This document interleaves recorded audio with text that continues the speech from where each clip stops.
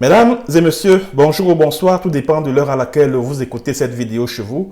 Je m'appelle Michel Biemton, journaliste web camerounais, et merci de faire confiance à cette chaîne YouTube de l'engagement sociopolitique. Merci de partager cette vidéo, de partager massivement cette vidéo qui portera une fois encore sur Kumba. Mesdames et messieurs, j'aimerais vous informer que la ville de Kumba a manqué de peu d'être sous le feu des projecteurs de l'actualité camerounaise et même internationale après le massacre de 7 élèves le 24 octobre 2020 par le régime de Paul Biya. Parce que je continue à soutenir que c'est le régime de Paul Biya qui a planifié et exécuté l'assassinat, c'est-à-dire que le plan d'assassinat de 7 élèves au Mother Francisca Academy School de, je crois c'est Fiango Kumba. Alors, ce 13 mai, pardon, 2021, Kumba a failli se réveiller dans les larmes et la désolation si un œil vigilant n'avait pas aperçu une bombe posée à l'entrée du marché central de Kumba. Je ne vous en dirai pas plus. Je vous invite à suivre le reportage de nos confrères d'Equinox Télévision sur la question. Forces de défense et de sécurité. On fait le point avec Jean-Paul Chouniat. La ville de Kumba a failli se réveiller en larmes, toute trempée dans une mare de sang, versée par cet engin explosif improvisé, déposé à l'entrée du marché central, tout près du portail principal. Kumba et le Cameroun tout entier seraient en train de pleurer en comptant ces innombrables morts. Mais le plan machiavélique est détourné de justesse aux premières heures de la matinée de ce jeudi 12 mai. Le jour de grande convergence vers ce marché. On aurait eu au moins 25 à 50 morts si cette bombe explosait. La bombe de fabrication artisanale était planifiée pour exploser ce jour de grand marché. Et c'est le gardien de ce temple commercial qui déjoue le complot en mettant à nu l'explosif. La panique est totale dans un sauveur qui peut, le seul espoir de vivre. Alertés, les forces de sécurité débarquent au marché central de Kumba, quadrillent toute la zone et le commissaire central Bonnie Charles et ses éléments antiterroristes neutralisent l'explosif, épargnant ainsi des vies humaines. Chacun doit redoubler de vigilance, assurant nous-mêmes notre propre sécurité. Les policiers, gendarmes et militaires ne peuvent pas être partout.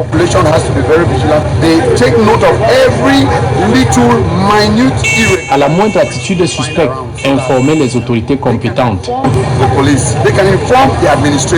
Jusqu'ici, aucune trace de l'auteur de cet attentat manqué au marché central de Kumba, une localité en proie aux attaques séparatistes depuis le déclenchement de la crise anglophone dans les régions du nord-ouest et du sud-ouest. Et voilà, vous avez donc suivi le reportage de nos confrères de Equinox Télévision, une chaîne de télévision privée basée à Douala au Cameroun. Alors le confrère dit dans son reportage que jusqu'ici, on n'a pas encore identifié l'auteur de cet attentat manqué. Mais moi, Michel Biemton, je prends la responsabilité de dénoncer les manœuvres ourdies par le régime de Paul Biya, lesquelles manœuvres visent à jeter l'opprobre, à jeter le discrédit sur la lutte d'indépendance du peuple anglophone. Oui, je le dis haut et fort que le régime de Paul Biya est celui qui a planifié cet attentat à l'entrée du marché central de Kumba. Mesdames et messieurs, vous êtes sans doute au courant, c'est-à-dire que vous observez depuis quelques semaines sur les réseaux sociaux les images des engins, c'est-à-dire que du matériel roulant, c'est-à-dire que des véhicules, des blindés et autres de l'armée camerounaise qui sautent sur des engins explosifs improvisés fabriqués par les Ambazonan Restoration Forces. Alors, le régime de M. Biya, le pouvoir de Yaoundé, veut donc profiter de cette occasion pour créer un événement, notamment la pose de cette bombe à l'entrée du marché central de Yaoundé, dans l'objectif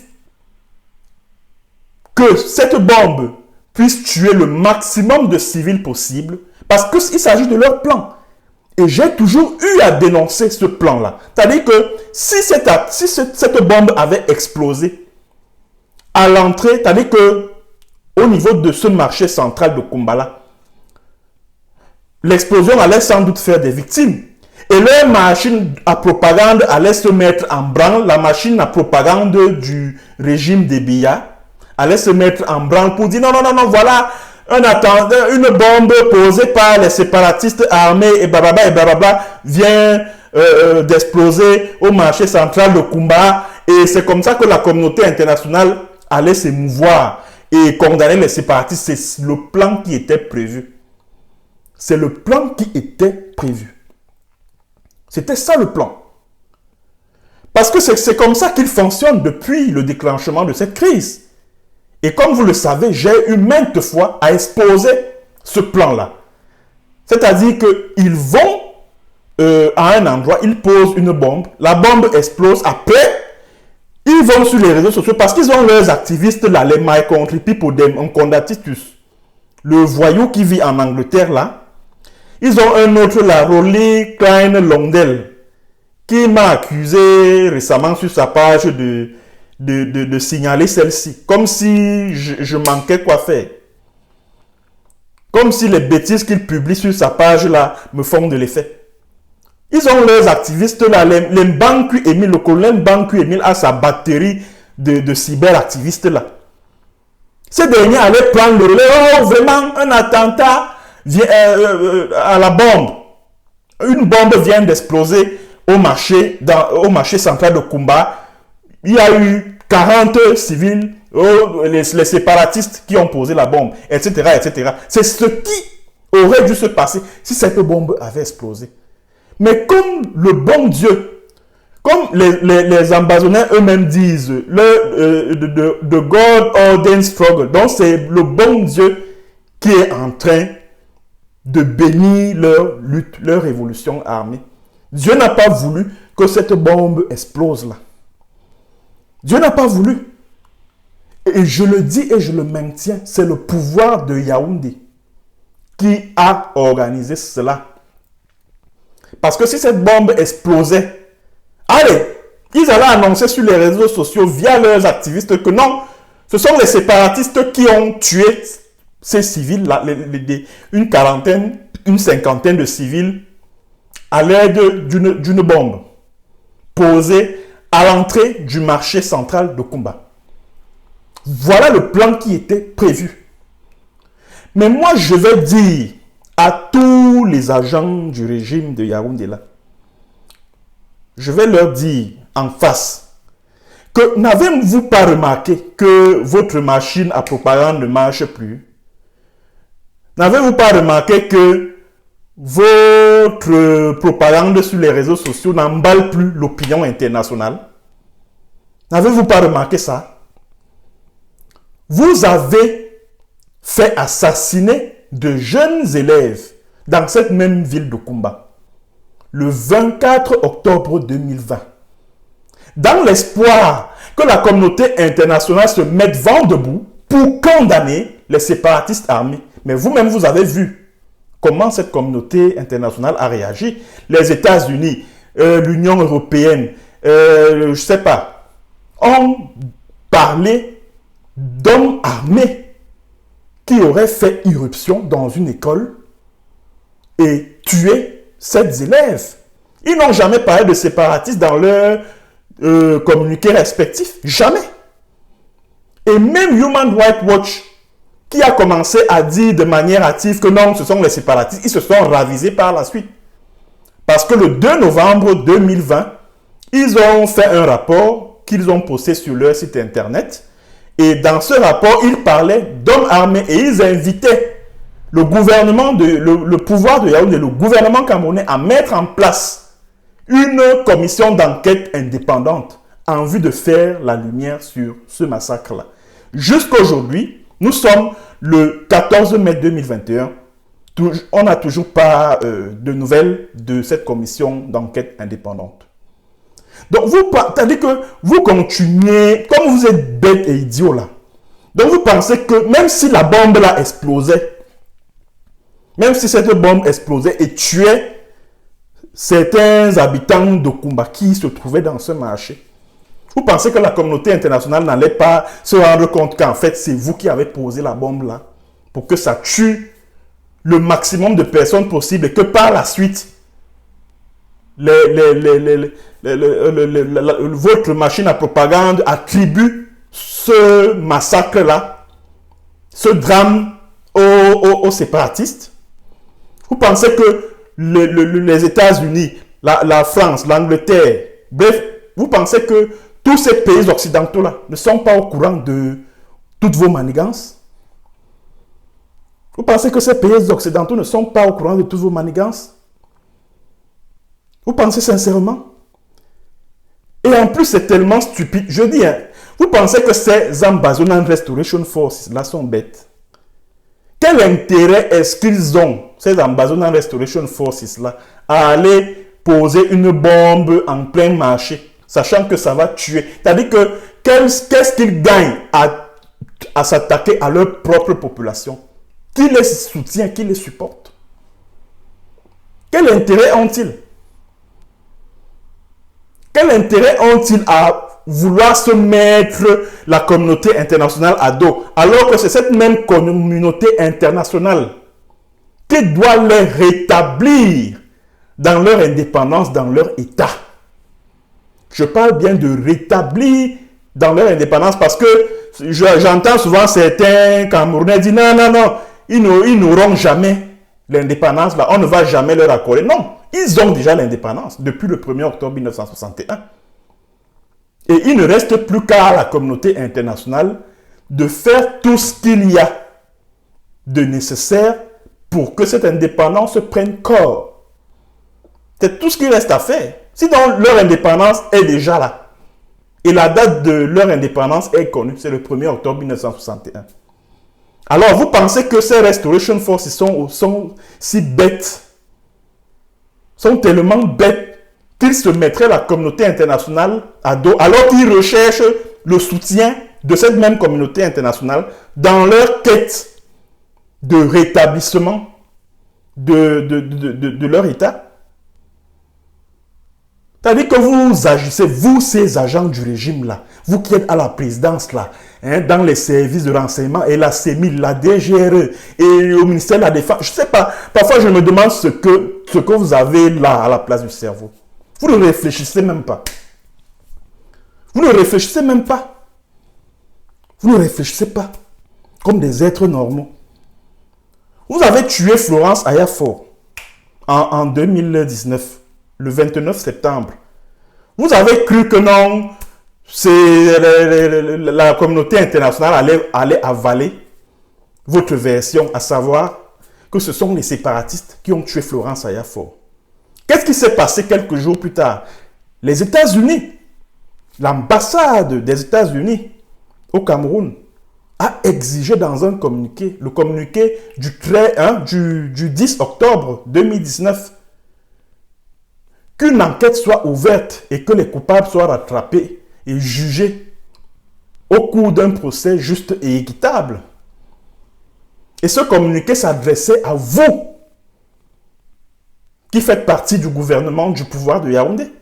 Le communiqué ne s'adressait pas aux séparatistes.